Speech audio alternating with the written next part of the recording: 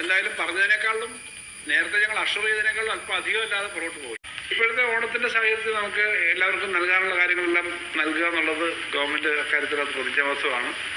മറ്റൊരു സംസ്ഥാനത്തും ഇല്ലാത്തതുപോലെ സർക്കാർ ജീവനക്കാരുടെ കാര്യത്തിലായാലും സ്വകാര്യ മേഖലയിലായാലും സാധാരണ തൊഴിലാളികളുടെ ആയാലും ക്ഷേമ പദ്ധതികളൊക്കെ കൃത്യമായി നടപ്പിലാക്കുന്ന കാര്യങ്ങളുണ്ടാവും. നല്ല ബാധ്യതയും ചുമതലയും വരുന്നൊരു സമയം തന്നെയാണ് ഓണം. ഓണം എല്ലാവർക്കും വളരെ സന്തോഷകരമായ ഒരു ആഘോഷമാണെങ്കിലും ഈ ധനകാര്യം കൈകാര്യം ചെയ്യുന്നവർക്ക് ഇതെല്ലാം സംഘടിപ്പിച്ചെടുക്കുന്നതിൻ്റെതായ ഉത്തരവാദിത്വം തൊട്ട് മുമ്പത്തെ 5 വർഷം കിട്ടിയതിനേക്കാളും 8,000 9,000 കോടി രൂപ ഒരു വർഷം കുറവാണ്. ആ കുറവും കടമെടുക്കാൻ സമ്മതിക്കാത്തതും മറ്റു കാര്യങ്ങൾ അനുവദിക്കാത്തതും ഒക്കെ കൂടാതെ തന്നെ ഇപ്പോൾ ഈ വർഷവും 16,000 കോടി രൂപ ഈ വർഷം കിട്ടുമെന്ന് പ്രതീക്ഷയെന്ന് കുറച്ചു.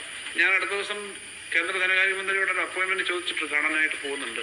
അപ്പോൾ ആ സമയത്ത് ഇത്തരം കാര്യങ്ങൾ വീണ്ടും ഞങ്ങൾ റേസ് ചെയ്യാവുന്ന സംസ്ഥാനത്തിന്റെ താല്പര്യം സംരക്ഷിക്കാൻ വേണ്ടിയിട്ട് അവരിടപെടണമെന്ന് അഭ്യർത്ഥിക്കാനുമാണ് പോകുന്നത്. മറ്റൊരു സംസ്ഥാനത്തും ഇല്ലാത്തതുപോലെ സർക്കാർ ജീവനക്കാരുടെ കാര്യത്തിലായാലും സ്വകാര്യ മേഖലയിലായാലും സാധാരണ തൊഴിലാളികളുടെ ആയാലും ക്ഷേമ പദ്ധതികളൊക്കെ കൃത്യമായി നടപ്പിലാക്കുന്ന കാര്യങ്ങളുണ്ടാവും. നല്ല ബാധ്യതയും ചുമതലയും വരുന്നൊരു സമയം തന്നെയാണ് ഓണം.